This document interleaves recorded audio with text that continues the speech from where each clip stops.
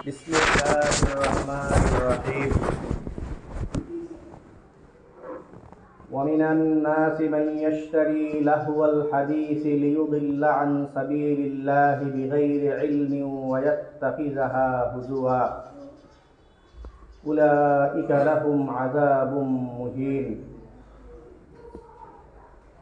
وقال الله سبحانه وتعالى واستفزز من استطعت منهم بصوتك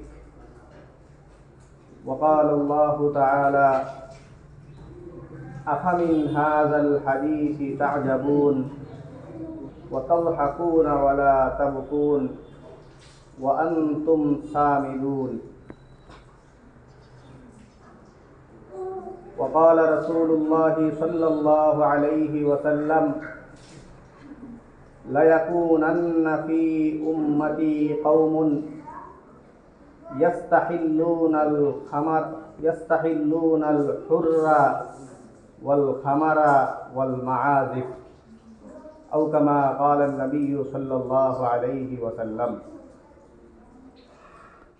اللهم صل على محمد وعلى آل محمد كما صليت على إبراهيم وعلى آل إبراهيم إنك حميد مجيد اللهم بارك على محمد وعلى آل محمد كما باركت على إبراهيم وعلى آل إبراهيم إنك حميد مجيد سبحانك لا علم لنا إلا ما علمتنا إنك أنت العليم الحكيم মহান আল্লাহ পাক রব্বুল আলামিনের দরবারে অসংখ্য শুকরিয়া জ্ঞাপন করছি, যিনি আমাদেরকে অন্যান্য জুমার ন্যায় আজকেও জুমার নামাজ আদায়ের জন্য পবিত্র ঘর মসজিদে আসার তৌফিক দান করেছেন। আলহামদুলিল্লাহ।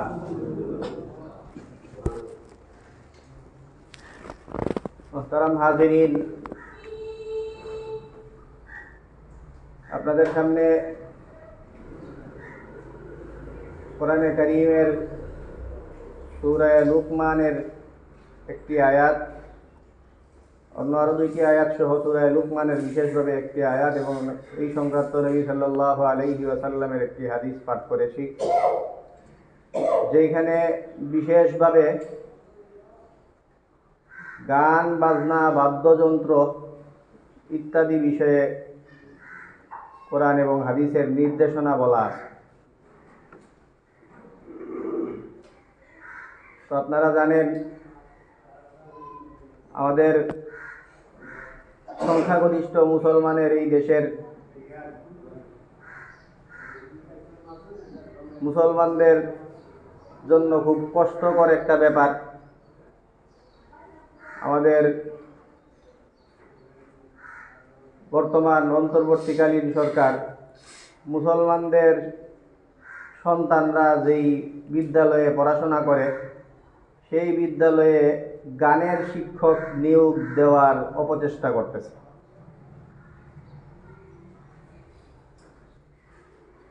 তো এই গানের শিক্ষক নিয়োগ দেওয়া, এই গান বাজনা, এই জিনিসটা কি জিনিস আসলে, এই ব্যাপারটা আমরা শুরুতেই একটু খোলাসা করি। সরকার যে সিদ্ধান্ত নিছে সেটা থেকে তারা ফিরে আসুক, সেই দাবি তো আছেই, এবং উল্টো এইটা থেকে ফিরে আসে উপরন্তু কিভাবে ধর্মীয় শিক্ষক নিয়োগ দেওয়া যায় সেই জন্য সচেষ্ট হওয়ার দাবি তো আমাদের আছেই। সরকারি দাবির পাশাপাশিও গান বাজনা ইত্যাদি বিষয়ে আপনাদেরও সচেতন হওয়া দরকার।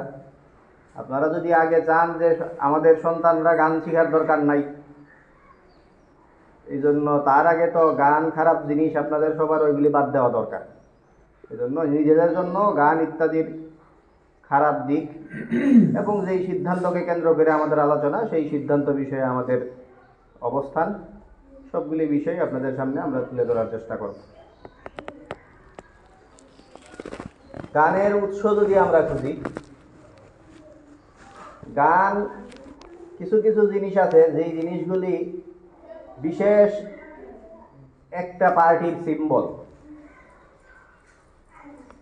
কোরআনে কারিমে গানের বক্তব্যটা যেইভাবে উদ্ধৃত হয়েছে, এই বক্তব্য থেকে আমরা দুইটা জিনিস দেখতে পাই।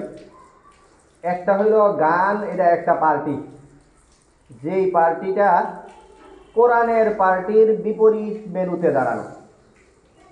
একটা পার্টি হইল কোরআন প্রেমিক আর আরেকটা গান প্রেমিক। একটা শত্রু পক্ষ।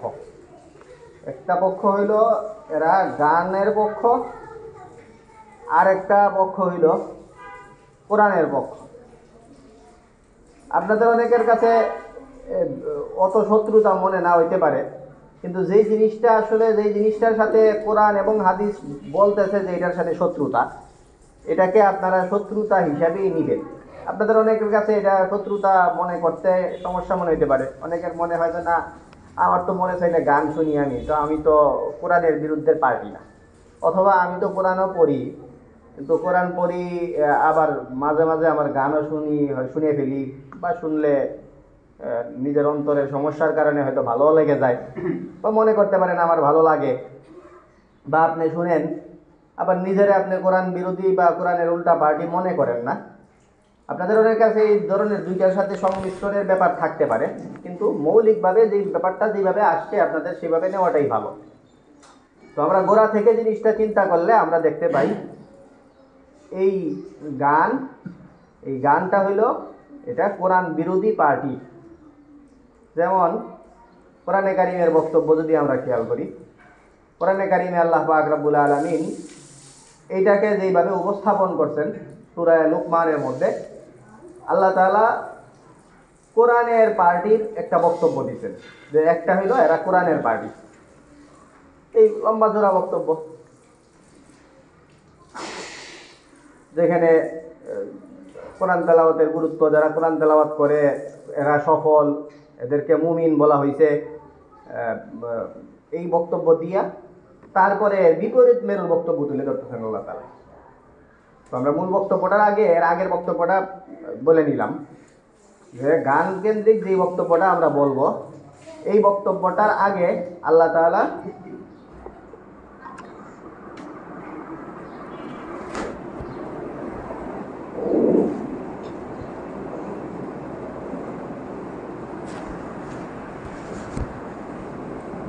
যারা মুমিন তাদের আলাপ করেছেন শুরুতে।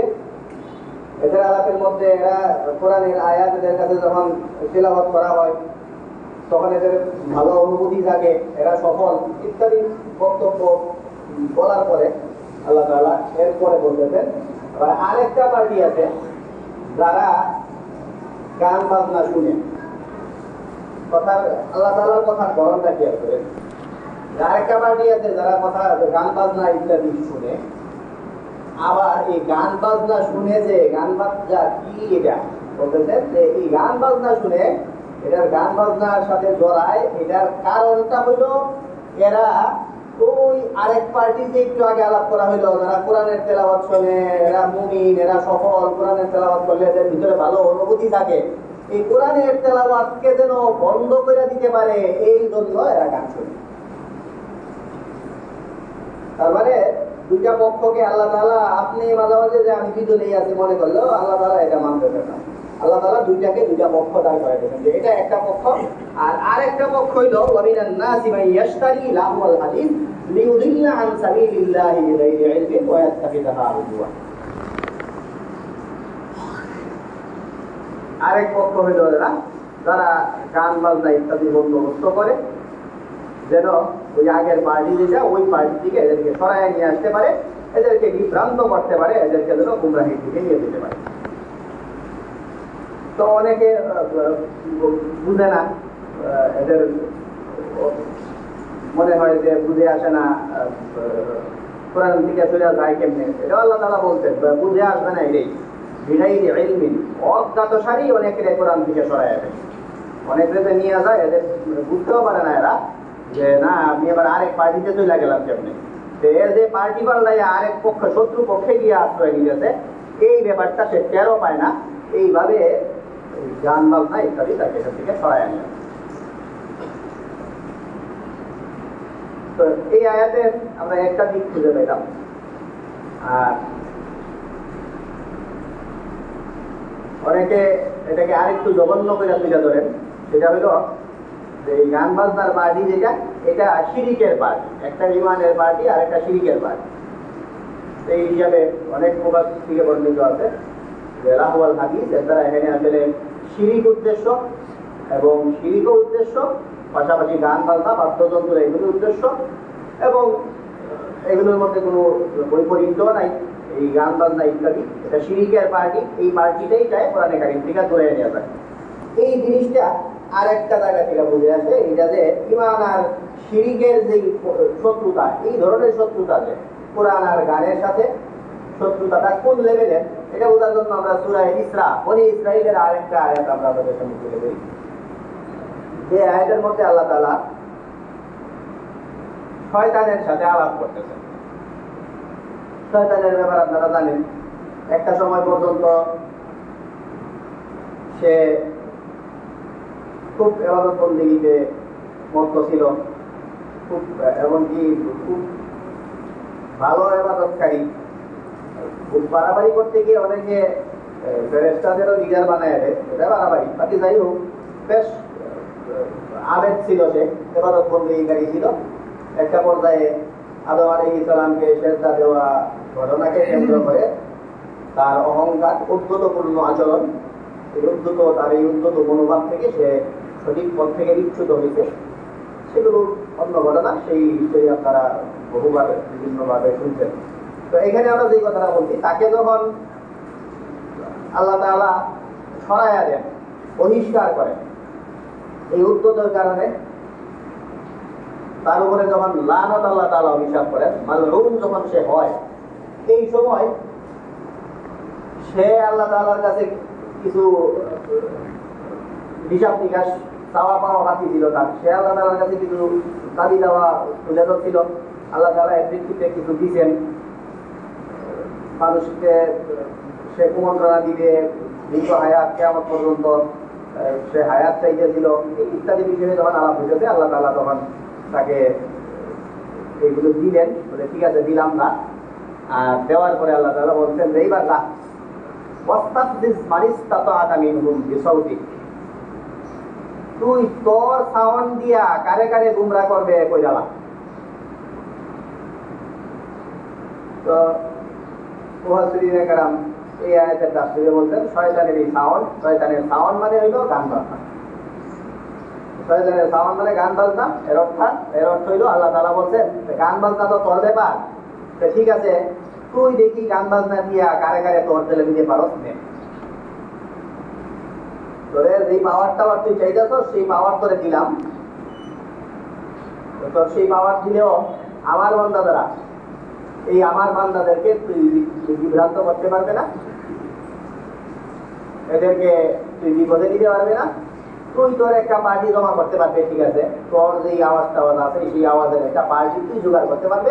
তুই কারে জোগাড় করবে তুই কইরা গেলাম, তুই তোর সাউন্ড দিয়া, তোর গান বাজনা দিয়া কারে তোর ধরে নিবে দিয়া না। তো এটা আগেরটা একটু ভয়ঙ্কর, যেটা এটা বোঝায় যে এটা শয়তানের পার্টি, যেই পার্টি মূলত আল্লাহ তাআলা যাদেরকে হেদায়েত দিবেন সেই হেদায়েতের পার্টি ভিন্ন একটা পার্টি।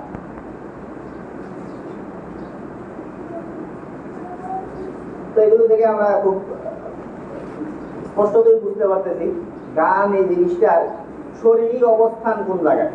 খেলায় বুঝে না বুঝে আমরা দুটো সময় শুনে ফেলি, সেটা একটা দিক।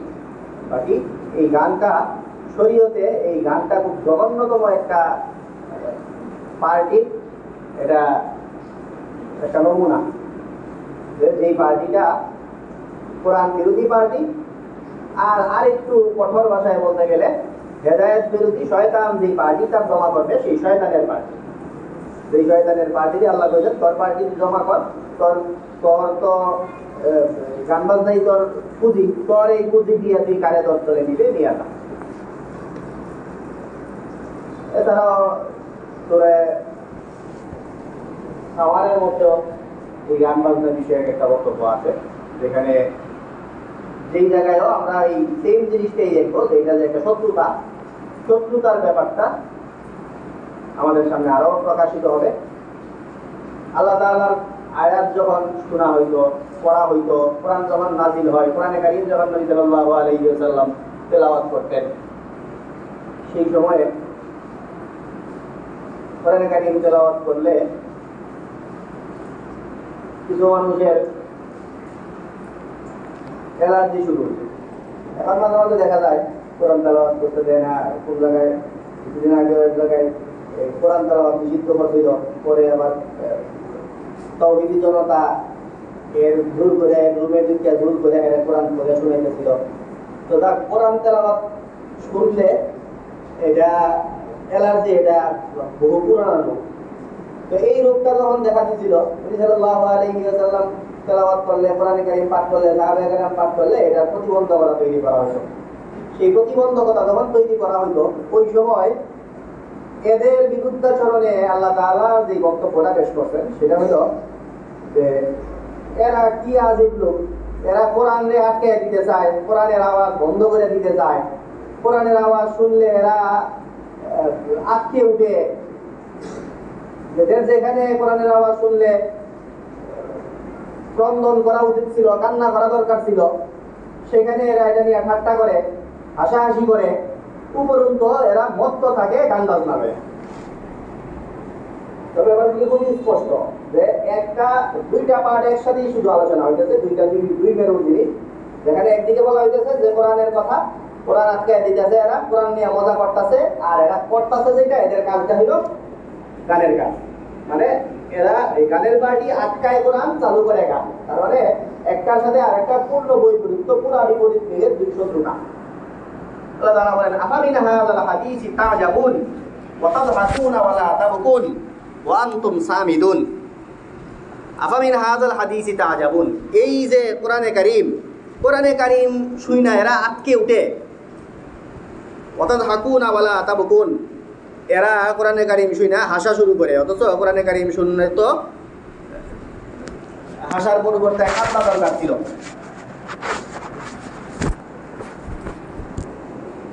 না কান্নাকাটি না করে এটা নিয়ে ঠাট্টা করে, মজা করে, হাসাহাসি করে, আর আনতুম সামিদুন। আর অবস্থা হলো এটা যে এই লোকগুলি এটা তো করে কইরা এরা আনতুম সামিদুন, আর এরা গান বাজনা ইত্যাদি নিয়ে মত্ত থাকে। তো গান বাজনার পার্টির কাজ এটা, এরা মত্ত থাকে গান বাজনা নিয়ে। আর এদিকে এরা করে যেটা, এটা হলো কোরআন আটকায় দেয়, কোরআনের বাড়িতে প্রতিবন্ধকতা তৈরি করে প্রচার করে।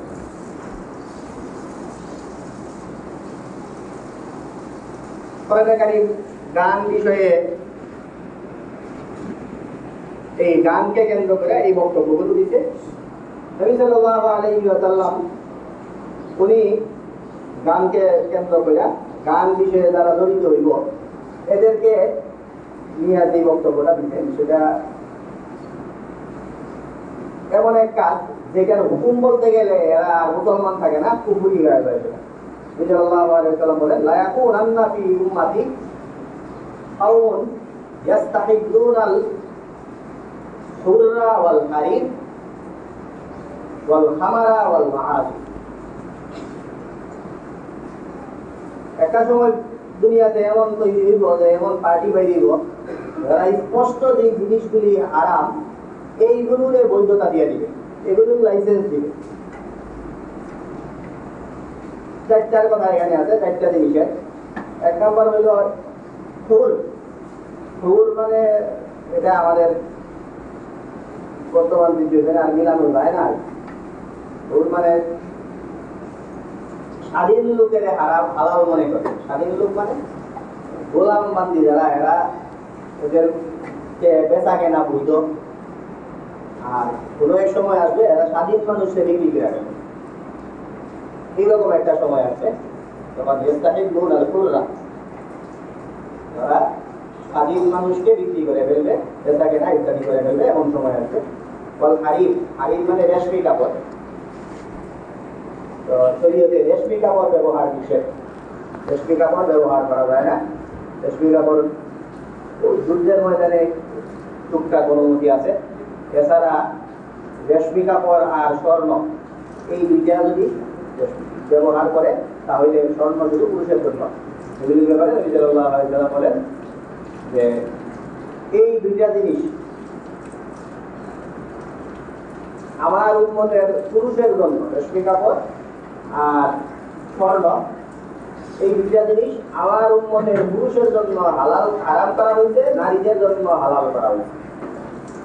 আবার অন্য হাদিসে আছে যে এইগুলোকে তারা দুনিয়াতে ইউজ করবে, পরকালে ইউজ করতে পারবে না। পরকালে ইউজ করতে পারবে না, এর অর্থ হইল জান্নাতের মধ্যে রেশমি কাপড় দেওয়া হইব আর স্বর্ণ দেওয়া হবে। জান্নাতে পরকালে ইউজ করতে পারবে না, এর অর্থ হইল এরা জান্নাতে যেতে পারবে না। জান্নাতে গেলে তো ইউজ করতেই, তো পরকালে ইউজ করতে পারবে না, জান্নাতে যেতে পারবে। তো এই রেশমি কাপড়ে অনেকে পুরুষেরা বৈধ মনে করবে, এরা পড়া শুরু করবে। এটা একটা। আর আরেকটা হলো খাবার, খাবার মানে মদ, মাদক। তো আর একটা সময় আসবে যখন মাদকের লাইসেন্স দিব, এটা বৈধ বানায়। তো মাদকের লাইসেন্স নিয়ে আমরা বছর দুই আগে কথা বলছিলাম, যখন এটার লাইসেন্সের বৈধতা আলাপ হচ্ছিল। আর আরেকটা হলো আমরা যেটা নিয়ে আলাপ করতেছি, বাদ্যযন্ত্র, গান বাজনা ইত্যাদি, মা আগে এটাকেও হালাল মনে করে বলবে অনেকটা সময়।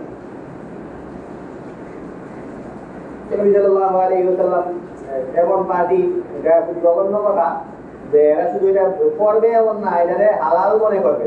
এমন হালাল মনে করবে কথাটাও আছে। যেমন আমাদের এই বাদ্যযন্ত্র আপনারা ওই ইয়ের কাছে গেলে শুনবেন, বাউল টাউল যারা আছে এরার কাছে, এই লালন পার্টি বাউল এর কাছে দেখলে এরা কি হবে হালাল ভালো কাজ, এই বক্তব্য বাকি আমরা যে সুরকে কেন্দ্র করে বলছি এটা হয়তো বৈধ রায় যেগুলি বলে না, এরা বিভিন্ন প্রাথমিক বিদ্যালয়ে দেওয়ার জন্য গেজেট প্রকাশ করছে। তো আরেকটা হাদিসে নবী সাল্লাল্লাহু আলাইহি ওয়াসাল্লাম বলেন যে, তো এটা নবী সাল্লাল্লাহু আলাইহি ওয়াসাল্লামের বক্তব্য হিসেবে অনেকে উপস্থাপন করেন, কারা কারা কথা যে না এটা সাহাবাদের বক্তব্য। এটা হলো আল গিনা তুরিসুন নিফাকা ফিল কলবি। বাদ্যযন্ত্র, গান বাজনা ইত্যাদি মানুষের অন্তরে নেফাক তৈরি করে, যেই সূত্র ধরে মানুষজন আস্তে আস্তে মুনাফিকের রূপান্তরিত হয়। নেফাক মানে নেফাক এটা অবশ্যই ভিতরে ঢুকলে সে মুনাফিক হয়ে যায়। তো মানুষকে মুনাফিক বানিয়ে ফেলে এই গান বাজনা ইত্যাদি। এই মোটামুটি বক্তব্য। কারণ হাদিসের দীর্ঘ বক্তব্য দেওয়া এটা সময় সাপেক্ষ ব্যাপার। এই কিছু জঘন্য বক্তব্য আপনাদের সামনে আমরা তুলে ধরলাম, যেগুলো দ্বারা আপনারা শরীয়তে গান বাজনার অবস্থানটা কোন জায়গায় সেটা আপনারা নির্ণয় করতে পারবেন। যে গান বাজনা শোনা একটা তো ভালো কাজ না, সেটা বুঝেন। আরো যারা বুঝেন এরাও বুঝেন যে গান বাজনা এটা হারাম, ঠিক না, কবিরা গুনাহ, একটু পর্যন্ত বুঝেন।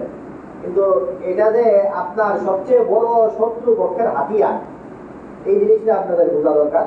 তো এই জন্য এটা বুঝলে আপনাদের এটা থেকে বিরত থাকাটা সহজ হবে। আরে কার জিনিস আমি করি, এটা তো পুরা আমার পার্টি বা আমার পার্টির লোকজনকে যারা যেইটা দিয়া এই দল থেকে সরাইয়া শত্রু দলে নিয়ে যাইতে চায়, এটার বড় একটা এই মাধ্যম হইল গান। এই গান আবার ভালো পার্টির মানুষজন তো ব্যবহার করতে পারে না, শত্রু পক্ষের সবচেয়ে বড় হাতিয়ার। এটা দিয়ে এটাই কাবু হবে, এই ধরনের বোকামি এটা ভালো মুসলমান, বিচক্ষণ মুসলমান যারা তাদের কোনোভাবেই কাম্য না। এই জন্য গান বাজনা ইত্যাদি আমাদের অনেকের মধ্যেই এটা এই রোগটা আছে। আর মোবাইল টোবাইল ইত্যাদির কারণে দেখা যায় ভালো ভালো জিনিস, সুন্দর জিনিস অনেকে দেখে এটার মধ্যেও গান বাজতেছে, ওরকমও হয়।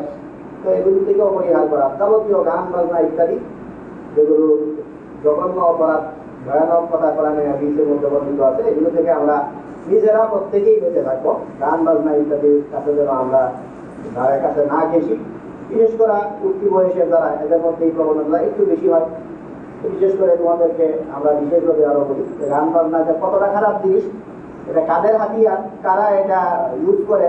আল্লাহ তাআলা সেই যখন শয়তানকে যখন পাঠান, সেই আদিকালে শয়তানকে তখনই বলে দিচ্ছেন যে এটা তোরে দিলাম, এটা তোর হাতিয়ার, নিয়ে যা, এটা দিয়ে তুই কারে তোর দলে মিলে নিস। শয়তানের যে অস্ত্র, শয়তান যেটাকে পুঁজি করে আল্লাহ বিরোধী পার্টি একটা তৈরি করবে, এই হাতে পা দেওয়া এটা কোনোভাবেই আমাদের কাম্য না। এটা থেকে অবশ্যই সতর্কতার সাথে বেঁচে থাকতে হবে। এটা আমাদের সকলের জন্যই করণীয়। আর এই গান বাজনা জাতীয়ভাবে ছড়াইয়া দেওয়ার যেই অপচেষ্টা, সেই অপচেষ্টাকে আমরা রুখে দেওয়ার জন্য আমরা চেষ্টা করবো। আর যেভাবে এটাকে জন্য আলাপ সালাপ হইতে তো এটা দিয়ে মনে হয় কিছু কৌশল চলতেছে আর কি, এই জন্য সবাই সতর্ক থাকবে।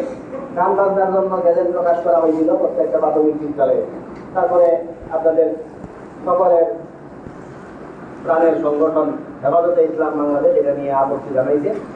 আপত্তি জানানোর পরে হেফাজতে ইসলামকে বলা হয়েছে যে আচ্ছা ঠিক আছে, এটা আমরা এই কাজ করবো না। তো এই কাজ করবো না বলা হয়েছে, কিন্তু ধর্ম উপদেষ্টার মাধ্যমে এই বার্তা পাঠানো হয়েছে যে এই কাজটা আমরা করবো না। বাকি এই কাজটা করবো না বলতে, কিন্তু গ্যাজেট যে প্রকাশ করছে সেই গ্যাজেট প্রত্যাহার করা হইতেছে না। এই কারণে একটা আশঙ্কা রয়ে গেছে। তো সেই আশঙ্কা দূর হওয়ার আগ পর্যন্ত আপনারা প্রত্যেকেই এটার বিরুদ্ধে সোচ্চার থাকবেন, প্রত্যেকেই নিজস্ব জায়গা থেকে এটার বিরুদ্ধে ভূমিকা নেবেন। আর এই আওয়াজের সাথে সাথে আরেকটা আওয়াজ বহুদিন থেকেই চলতেছিল, সেটা হলো গানের শিক্ষক তো নাই, আর গানের শিক্ষকের পরিবর্তে না, গানের শিক্ষক তো নাই, এমনি আলাদাভাবেই ধর্মীয় শিক্ষক নিয়োগ দেওয়া প্রত্যেকটা স্কুলে, প্রাথমিক বিদ্যালয়গুলিতে। ধর্মশিক্ষার যথেষ্ট অভাব, প্রয়োজন পরিমাণ ধর্মীয় শিক্ষা প্রত্যেকটা মুসলমানের অধিকার। সেই অধিকার থেকে প্রাথমিক বিদ্যালয়ের শিক্ষার্থীরা বঞ্চিত হচ্ছে। সেই তাদের এই অধিকার ফিরিয়ে দেওয়ার জন্য প্রাথমিক বিদ্যালয়ে ধর্মীয় শিক্ষক দ্বারা নিয়োগ দেওয়া হয়। এটা সাথে সাথে এই আওয়াজটাও আছে। এটা নিয়েও আপনারা প্রত্যেকেই সাপোর্ট করবেন, নিজস্ব জায়গা থেকে এটাকে বাস্তবায়নের জন্য চেষ্টা করবেন। আল্লাহ রাব্বুল আলামিন আমাদেরকে নিজেদেরকে এই শক্তিকে বিরত থাকা গান বাজনা ইত্যাদি থেকে, এবং সামাজিকভাবে গান বাজনা স্টাবলিশ যেন এই করার পথ যেন আমরা বন্ধ করতে পারি, সেই তৌফিক আল্লাহ তাআলা আমাদেরকে দান করুন। আলহামদুলিল্লাহ, পূরণ করি তারপরে